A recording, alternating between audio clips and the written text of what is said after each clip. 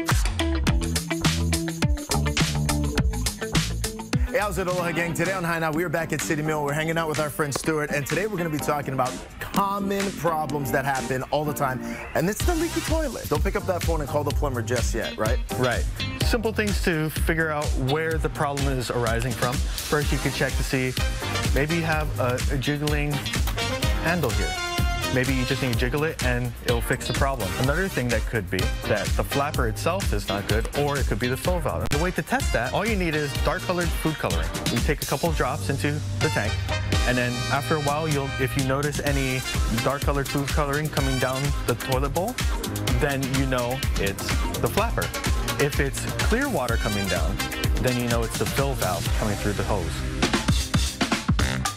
After you figure out where it's coming from, let's say if it's the flapper, you're going to go ahead and shut off the water at the valve. Then you're going to go ahead and lower the water. You're going to flush. All the water should go down, and then if there's residual water, just grab a towel, dry it out, and then you can come inside here and take out the flapper. All you got to do, take out the sides. They just pop out, and then you're going to undo the chain. And then we can take out the flapper.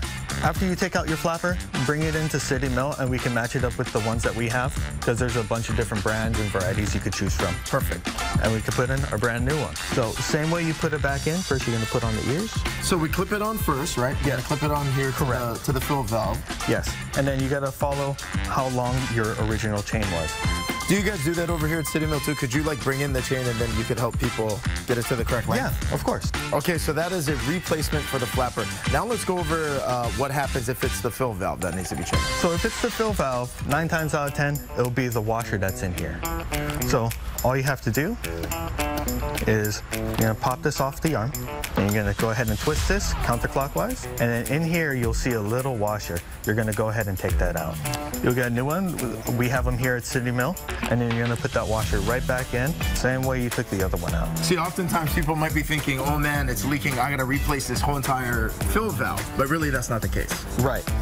A lot of times you could just go ahead and just replace the washer, and that will fix the problem. Got it. So it's either a flapper situation or a fill valve, right? And it's as simple as just switching out the washer. Right. Now, if that doesn't fix it, then you can go ahead and you can buy the entire fill valve and replace it. We have a variety of fill valves here. We also have a good variety of flappers that you could choose from. Pretty simple. If you have questions, always come into City Mill and we can help you out.